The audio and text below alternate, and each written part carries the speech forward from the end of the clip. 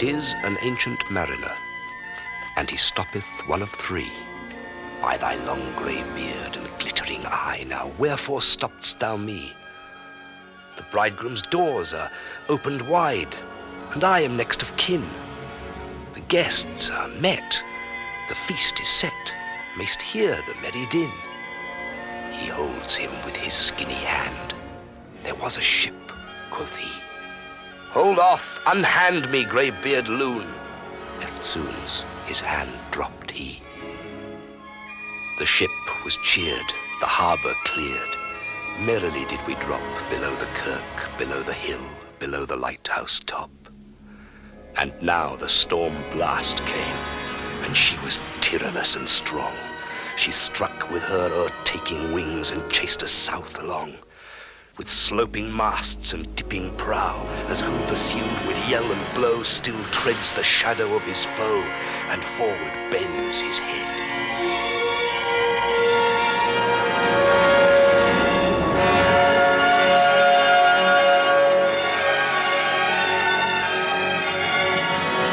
The ship drove fast, loud roared the blast, and southward aye we fled.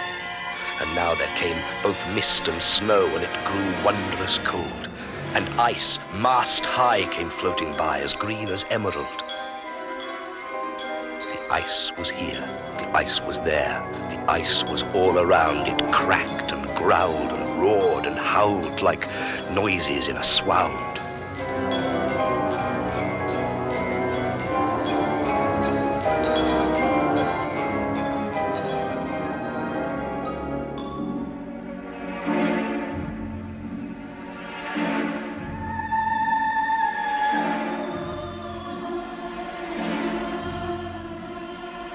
At length did cross an albatross. Thorough the fog it came. As if it had been a Christian soul, we hailed it in God's name. It ate the food it ne'er had ate, and round it flew. The ice did split with a thunder fit. The helmsman steered us through. And a good south wind sprung up behind. The albatross did follow. And every day, for food or play, came to the mariner's hollow.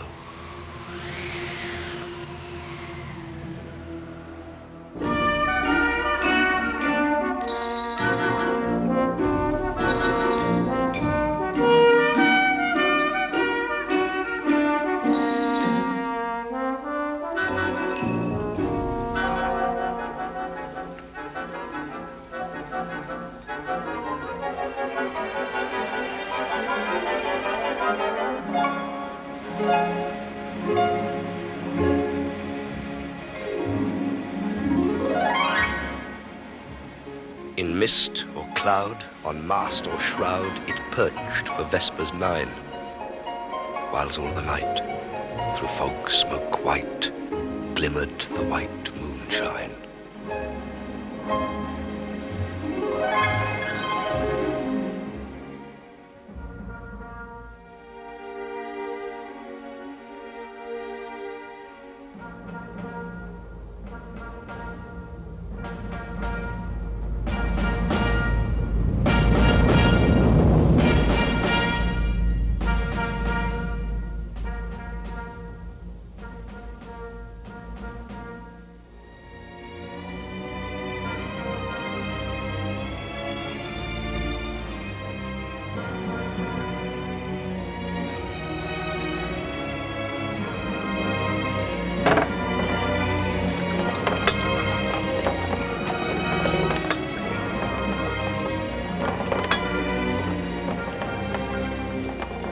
God save thee, ancient mariner, from the fiends that plague thee thus.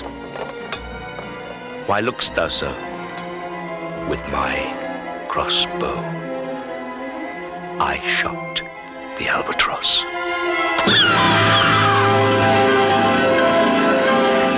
Well, you say the devil had mastered me. Son equals it an indulgence. Well, you bid me rouse myself. It's easier to ask a man paralytic in both arms to rub them together for a cure. Once I was a poet. I walked among poets, Wordsworth and Southey. Southey. Oh, it was a dark and sorrowful day when he first introduced me to you, Miss Sarah. Southey! You pious fraud! It is quite simple, my dear Coleridge. Human nature must change. We will abolish all personal property. There must be equality for men and women, and all must participate, both in work and government. And where is this commune of equality to be founded, Southey? This other Eden, this utopia, in the suburbs of Bristol? The guillotine has finished France. America? Yes, although American democracy is insufficiently radical, we should need to have a pantocracy. I think you mean pantisocracy, total equality in all things. Whereabouts in America? In Pennsylvania, there flows a beautiful river, the Susquehanna by name. And on her fertile banks, we shall found our pantisocracy. Susquehanna.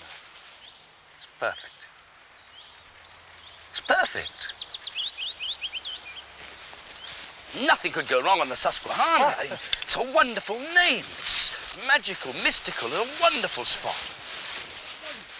By April of next year, I plan that 12 gentlemen of good education and liberal principles shall embark with 12 suitable ladies at Bristol and set sail for America and a new life. We have calculated that it should cost each gentleman only £125.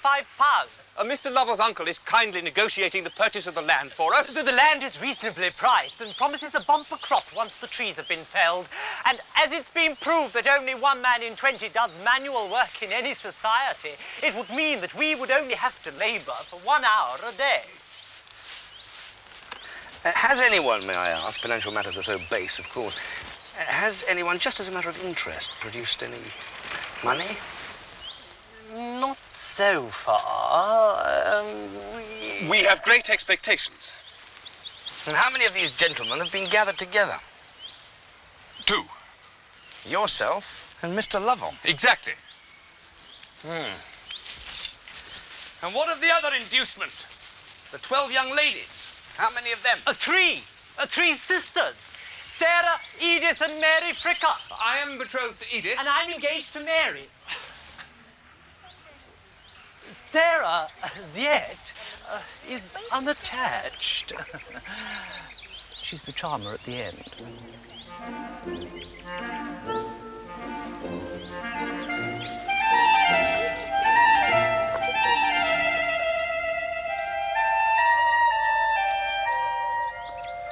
I can think of nothing fairer than to be beside Miss Sarah on the banks of Susquehanna, sharing my banana. I'm flattered, sir. But I'm Edith. That's Sarah.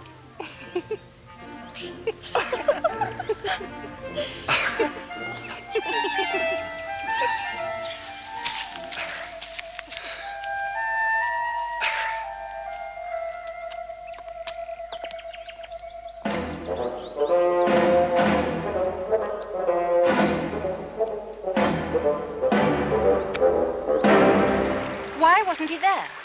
He was ill last night. Then his recovery this morning is miraculous. I have been subject to such temporary spasms and attacks since I was a child. I simply could not have delivered the lecture. I heard that you gave quite a good talk down at the Mariner's Arms. How dare you spy on him? I sent my apologies. The messenger must have lost his way. You could have informed me. Our cause has forfeited £5 because of your indolence. I could have given the lecture. You'll remember that I was the one invited to speak on pantisocracy in the first place. Don't know enough about it. Listen to him.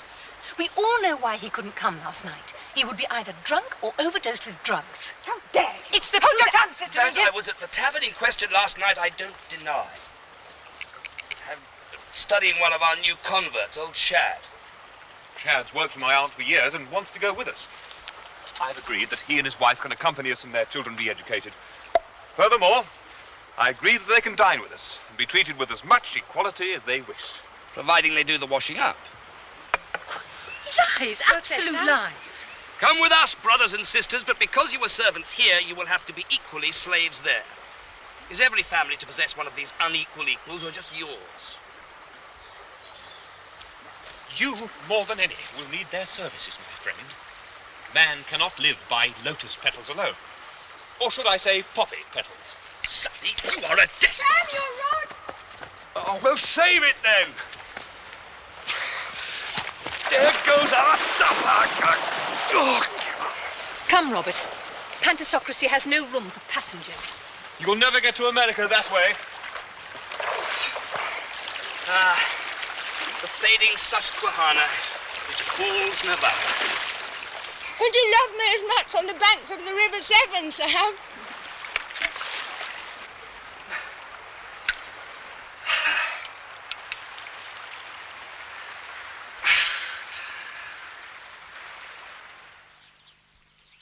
Dear babe, who sleepest cradled by my side, whose gentle breathings heard in this deep calm fill up the interspersed vacancies and momentary pauses of the thought. My babe, so beautiful, it fills my heart with tender gladness thus to look at thee, and think that thou wilt learn far other lore and in far other scenes. For I was reared in the great city, pent mid cloisters dim, and saw naught lovely but the sky and stars. But thou, my babe, shalt wander like a breeze by lakes and sandy shores, beneath the clouds which image in their bulk both lakes and shores and mountain crags. So shalt thou see and hear of that eternal language which thy God utters, who from eternity doth teach himself in all and all things in himself. Great universal teacher, he shall mold thy spirit, and by giving make it ask. Is that the end? Therefore, yes. Sister Edith says that she and Robert aren't going to America after all. Instead, they're thinking of starting a collective farm in Wales. Perhaps I should join him. How would you feel about being a farmer's wife? You'd never make a farmer, Sam. No more would he. Oh, a poet is good enough for me. Would you like to eat now? I love. I am beloved. I'm happy. I have one burnt mutton chop.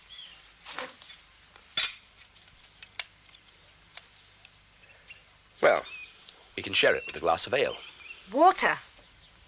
Until you write those articles for the newspapers. Fresh water. Oh. At least I can add something to it.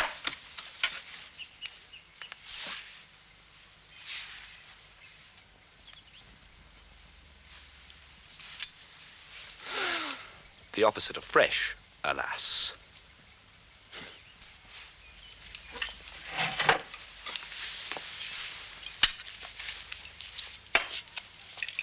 Not too much, Sam. You know it makes you sleepy. Then it must be working. It is for my insomnia.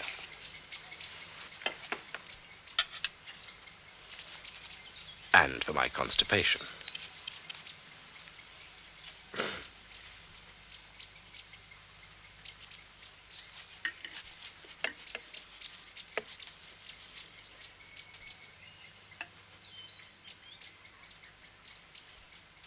Some toast.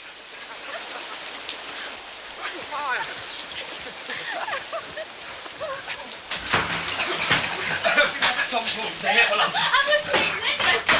I'm upstairs. Oh, I'm sorry.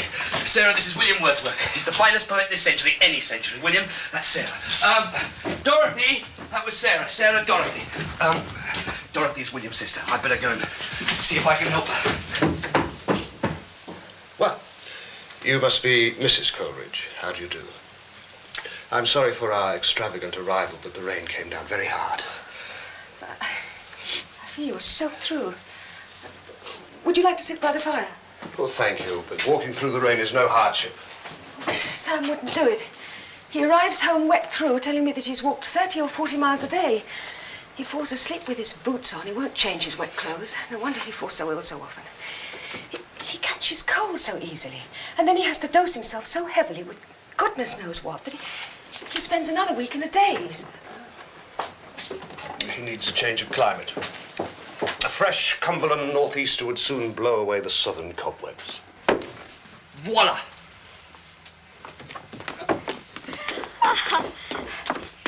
I found these clothes in your room. They fit quite well. Oh, they do indeed. Sam, take off your boots. Oh, we had such a wonderful walk. Has William told you we found a waterfall hidden by a clump of larches behind your one and only hill? Do you know it? No. We've been talking about the weather. Oh, the weather. Toast. Oh, we must go up to Wordsworth's country, Sarah. William speaks of the mountains so well it is possible in that part of the world to be on the very top of England. You feel as if you're walking on the rooftop of the world. And unlike here, there are no tourists. It's one of the few places left where one may know real solitude. Well, I must be alone if I'm to enrich either my imagination or my heart. Not all the time, of course. I mean, we'll go for walks and we'll talk and we'll all write great poetry, won't we? But Sam, what about money? And what about the articles you've got to write for the newspapers? And what about baby? Who's going to look after baby?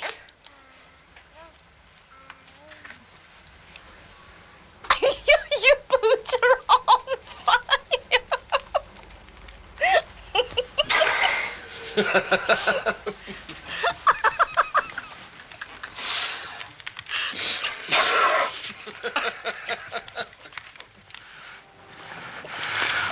Love is the vital air of my genius, and love has deserted me. That was why I fell. Yours was the first to go, you with your temper and your selfishness and your nagging stupidity and your self-encouraged admiration of Southey. Southey followed us all the way to Cumberland, to our new home, the self-righteous cook who invited in as a guest. He takes over the nest. William and Dorothy, they sustained me, they drove me forward. They warmed me with their brilliance, drove me forward with their intellect and understanding. Swiftly flew the ship, yet she sailed softly too. Sweetly blew the breeze. On me alone it blew. And the good south wind still blew behind, but no sweet bird did follow, nor any day for food or play came to the mariner's hollow.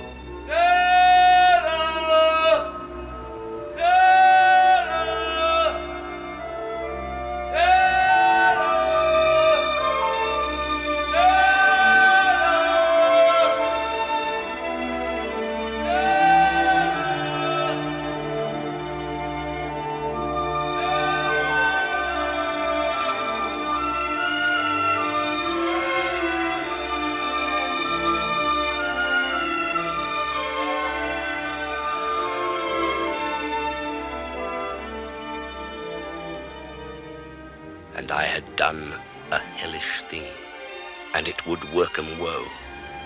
For all averred, I had killed the bird that made the breeze to blow. Ah, wretch, said they, the bird to slay, that made the breeze to blow.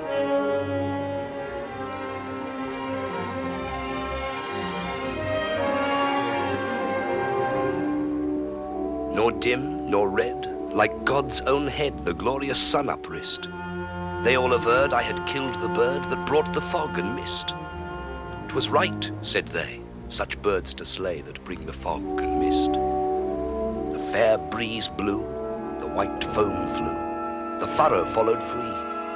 We were the first that ever burst into that silent sea. Down dropped the breeze, the sails dropped down. 'Twas sad as sad could be, and we did speak only to break the silence of the sea. Day after day, we stuck nor breath nor motion, as idle as a painted ship upon a painted ocean.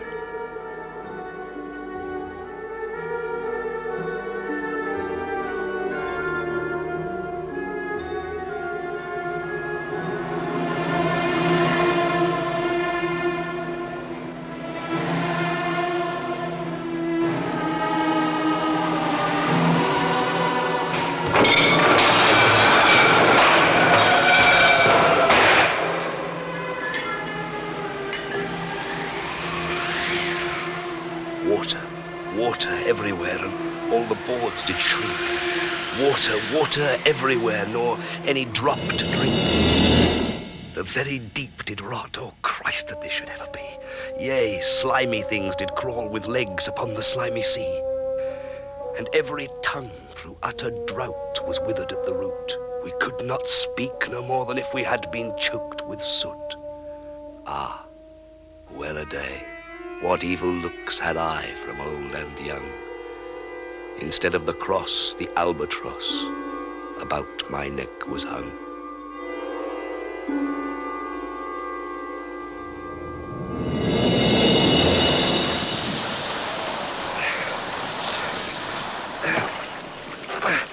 There was a time when a thought of suicide was my sole comfort. But I was condemned to life. But for the generosity of Southey, we both would have starved to death. Yet, I tormented him.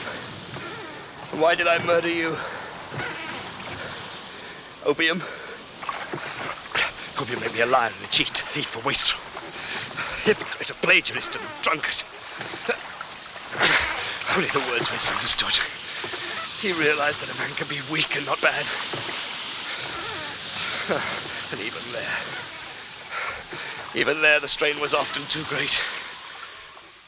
Behold her, single in the field, yon solitary Highland lass, reaping and singing by herself. Stop here or gently pass. Alone she cuts and binds the grain and sings a melancholy strain. Oh, listen, for the hills profound are saturated with the sound. I think the last two lines could well be more expansive, William. Saturated sounds soggy. How about overflowing? Oh, listen, for the hills profound are overflowing with the sound. Still a little austere, isn't it, William? I think Vale would be more musical. Especially here in Scotland where the hills are so bare. Oh, listen, for the Vale profound is overflowing with the... That's better. You write that down. Oh, God. Why have I no dear heart to listen to my verse and help me to compose? You never hear my verse read with a beloved voice. Don't I recite your verse? And doesn't William offer you advice? Yes. Advises me that they're not fit for publication, certainly. That's not true. I thought of the dead crew. Don't be in such bad spirits, my friend. Don't be so much in love with your own dejection. Have you any more of that Kendall Black drop left? I feel so ill I don't think I can carry on. It's all gone. What? All gone? That was a new bottle yesterday evening. It cost 8p at Dumfries. Well, if you'd given me some of our money, I would have been able to buy reserves. We're only trying to help you. You said you wish to give up opium. We're simply doing as you ask. But William must have some medicine. My hands are so weak I won't be able to hold the reins. Well, the horse will hardly bolt. Scarcely able to move at all. Go on. Oh, how dreary are these haggish-shaped hills. All birdsong killed by the wailing of yon Highland lass. Baleful as a pregnant bagpipe. Can we please have some peace and quiet, just for a while? You do not realize how difficult it is for me. Inside my mind, I am screaming. Resolution, self-denial, and well-regulated conditions of feeling. That's what you must depend on. That doctor's stuff has been one of your greatest curses. I will tell you. I came upon my addiction ignorantly. I understood that you began to take opium when the disagreements between you and Mrs. Coleridge became too severe. Not at all, not at all. It was sickness and nothing else that the hard-heartedness of healthy people cannot comprehend. I came upon my addiction through a failure in my health as a child. I was given it in too great a quantity and became reliant upon it. Now, that is the specific distinction between my appalling condition and the cold in your nose. When William says he is ill, you may trust that he is ill. And when I say I am dying, you foolish woman. No, come on. We must get on to Rob Roy's cave. No, I must go on alone. I'm unfit for company. walk off this terrible desire for opium. You must do as you wish. Then William and I will continue towards the Cairngorms. Well, I must have some money. How much have you got? Here. Here is £5. Perhaps we'll meet up in Edinburgh. Go on. Well, you take the high road and I'll take the low road. The man who wrote that line ended up hanging on the gallows. Lucky fellow!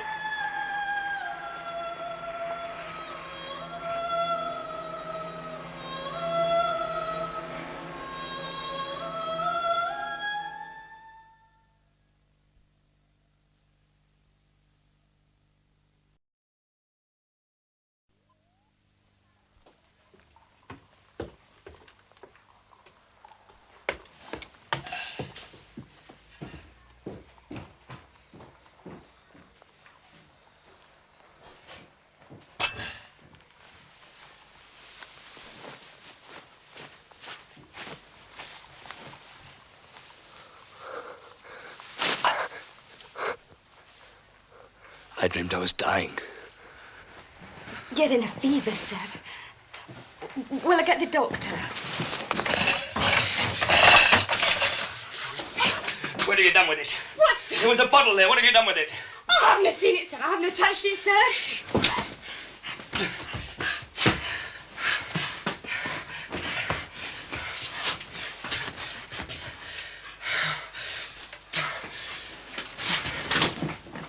Do you know what? Some bread and honey, sir.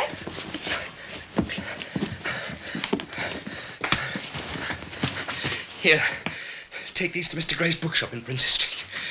He'll give you 10 shillings for them. Take 6pence for yourself and bring me 5 shillings worth of laudanum and a bottle of wine to take it with. And hurry, please. Yes, yes, sir.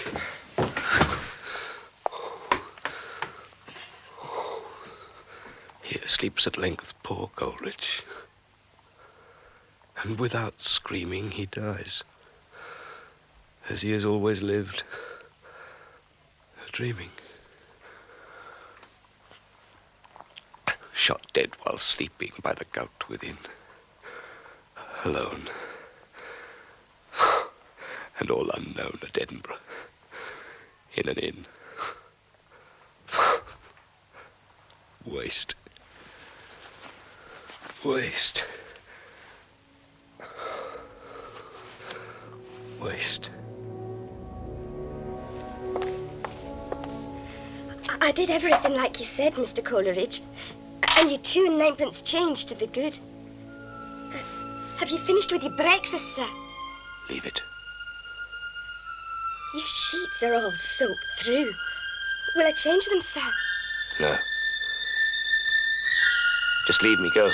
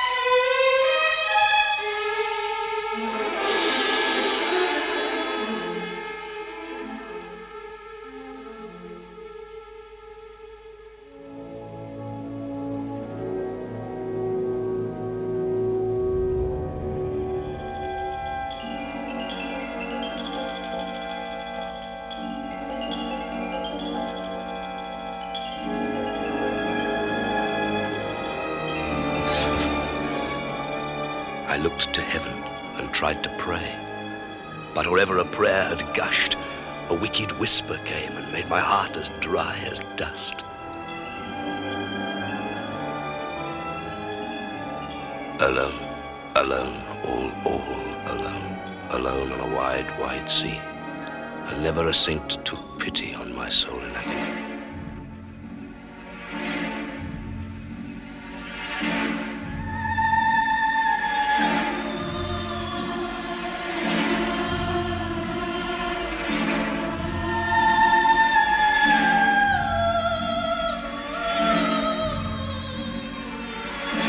And is that woman all her crew? Is that a death? And are there two? Is death that woman's mate?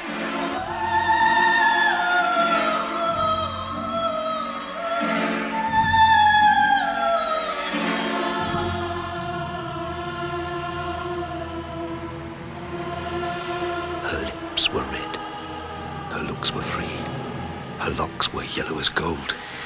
Her skin was as white as leprosy, the nightmare life in death was she who thicks man's blood with gold. The naked hulk alongside came, and the twain were casting dice.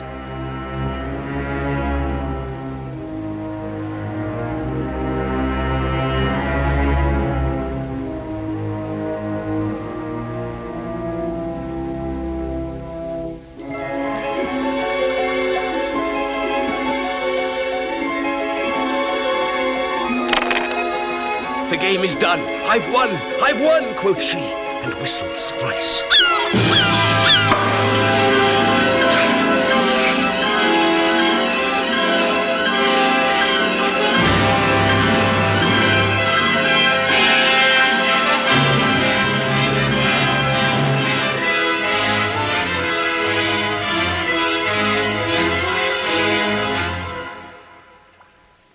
There passed a weary time. Each throat was parched and glazed, each eye. A weary time, how glazed each weary eye. When looking westward, I beheld a something in the sky. At first, it seemed a little speck, and then it seemed a mist. It moved and moved, and took at last a certain shape, I wist.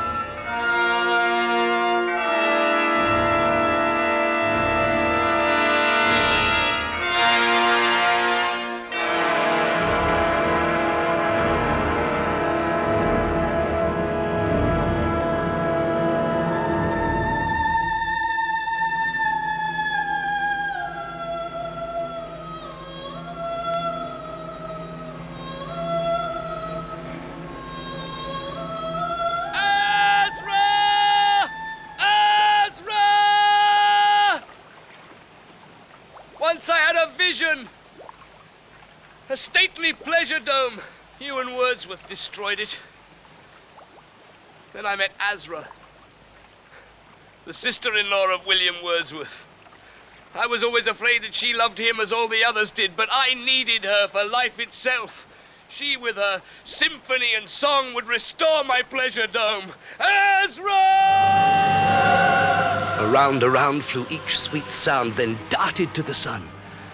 Slowly the sounds came back again, now mixed, now one by one.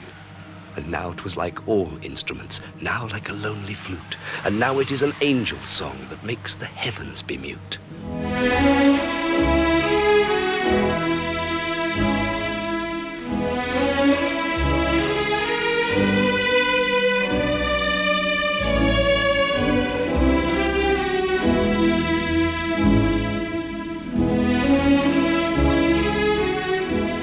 Self-same moment I could pray, and from my neck so free, the albatross fell off and sank like lead into the sea.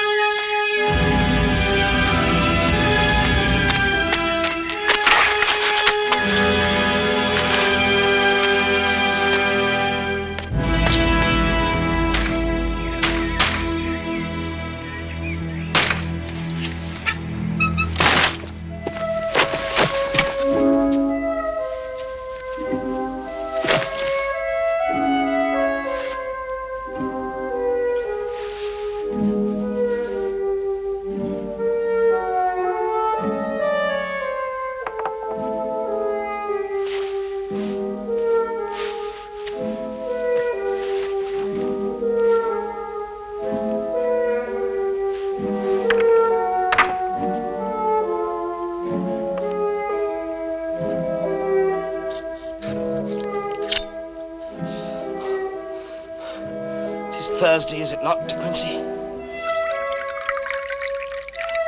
I was to meet Azra here, was I not?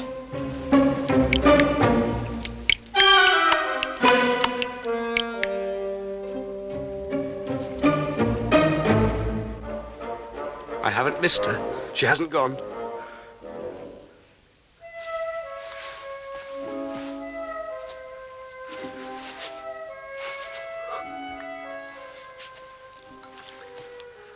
I'm not worthy of Azra, of course. There are obstacles. Marriage is indissoluble. I despise my wife, and yet I am still married to my wife. Yet every generous mind feels its halfness, does it not, De Quincey? Cannot think without its symbol. Cannot love without something that wants to be its symbol and its other half. So I'm finished. I'm unable to love my wife, and I'm unable to marry my mistress. The notion that we can love but one person is a miserable mistake and the cause of great unhappiness. Don't you agree? I can and do love many people dearly, so dearly that I scarcely know which I love best. Love is the vital air of my genius. Without it, I am a dead man. I'm a doomed animal.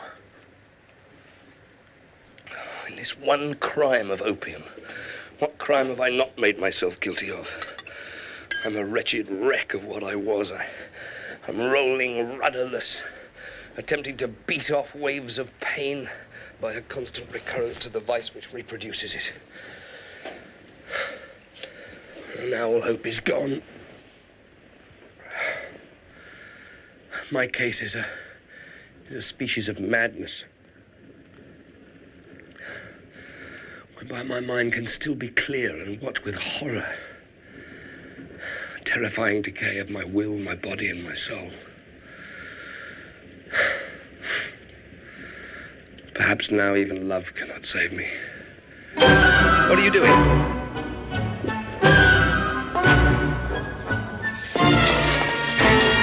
Azra! Don't leave! Azra! Azra! Azra, wait! Azra! Azra! I know I'm weak. I've sinned. Look, I have never asked you to be my wife, but I cannot live without you. Although I have not left Sarah, it is for you only that I live. You help me. You write out everything I wanted to say. You are my Dorothy. You are my other half, my symbol of love. Why do you run away from me? Leave me alone. I don't want to see you. But it's Thursday. We always see each other on Thursdays. It is not Thursday. It's Wednesday. Tomorrow I'm going to go away where you can't find me. I came to say goodbye to my good friend, De Quincey. I am your good friend. No longer.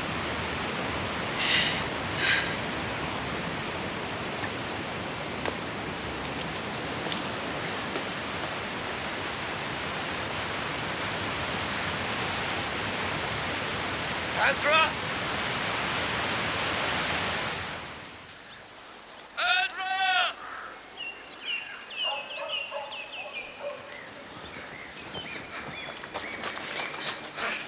Please,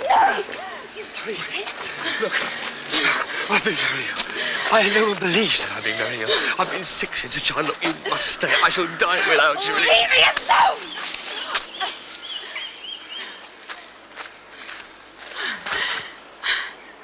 Your vile ailments, your self-pity, only talk, full of opium and lies, deceiving everybody.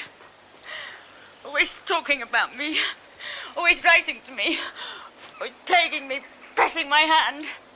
Your sweat, your smell. Please leave me alone.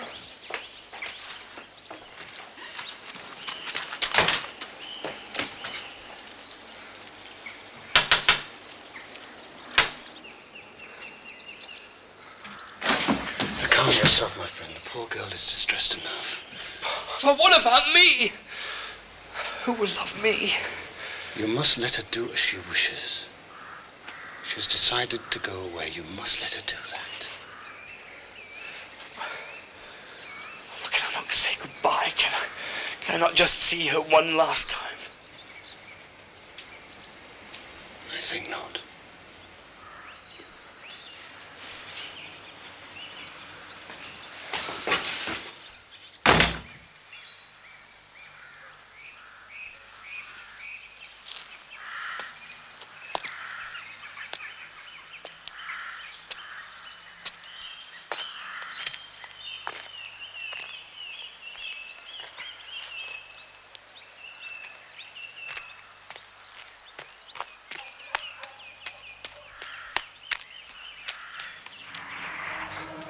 Could I revive within me her symphony and song, to such a deep delight would win me, that with music loud and long, I would build that dome in air, that sunny dome, those caves of ice, and all should hear and see him there, and all should cry, beware, beware, his flashing eyes, his floating hair. Weave a circle round him thrice, and close your eyes in holy dread, for he on honeydew hath fed, and drank the milk of paradise.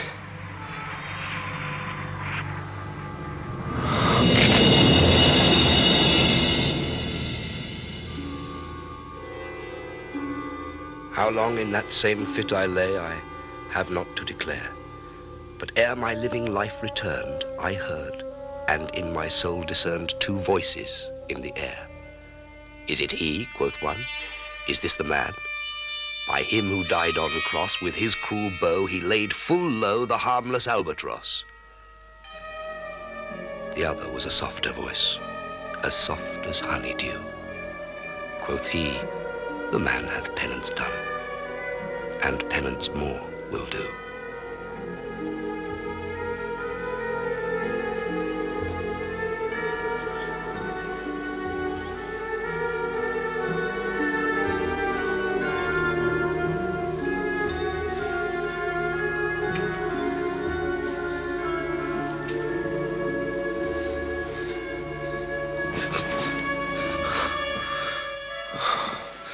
Hearing the rhyme of the ancient mariner.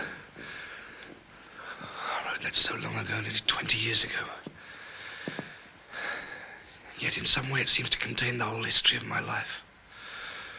My life before I wrote it, after. Then, now, and perhaps to come. I am the ancient mariner. You have certainly survived as many horrors and tribulations as he did. You have done remarkably well, my friend. Most people as addicted as you were simply never recover. And you've always been a sick man, Coleridge. Nobody believes that but you, Dr. Gilman. My friends have always thought I was merely weak and self-indulgent. Over these last years, you have been heroic. Thanks to the kindnesses of you and your wife. You hadn't heard of my case, taken me in, treated me like a son. No. Cared for me. Before that, I was demonic. Doctor, I wonder if it would be possible today for me to just have a little of the... Mrs. Gilman will be back in a moment. Just finish your tea. I'm sorry, my friend. I don't mean to let you down. It's just that today is a bad day, and the dosage is so small. It's very small now, is it not? It's what your wife takes for a toothache, isn't it? Slightly more, but very slightly. You've done very well. Her I loved me not. Who loved me, I loved not.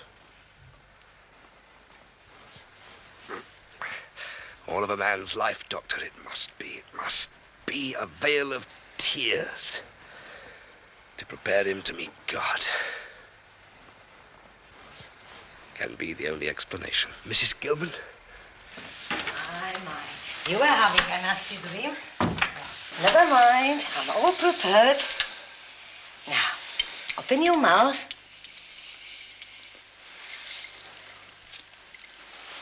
Soon you'll feel much better.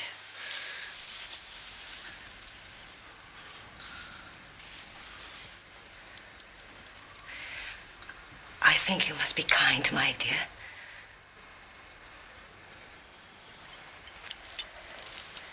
Just for luck. Just for luck. God, it's a fortune that rules us all.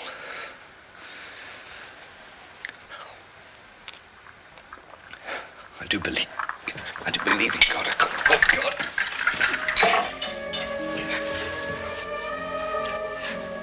Forthwith, this frame of mine was wrenched with a woeful agony which forced me to begin my tale. And then it left me free.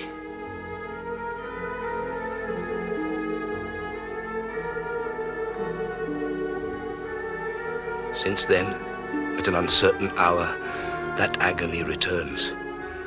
And till my ghastly tale is told, this heart within me burns. O wedding guest, this soul hath been alone on a wide, wide sea. So lonely 'twas that God himself scarce seemed there to be. Sweeter than the marriage feast, 'tis sweeter far to me to walk together to the kirk with a goodly company.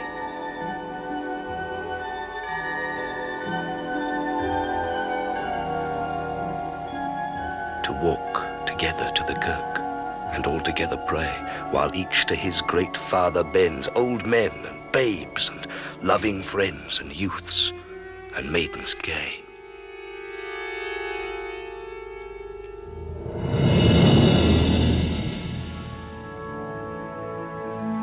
Farewell, farewell, but this I tell to thee, thou wedding guest.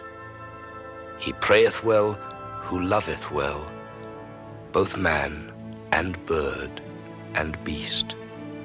He prayeth best who loveth best all things, both great and small. For the dear God who loveth us, he made and loveth all.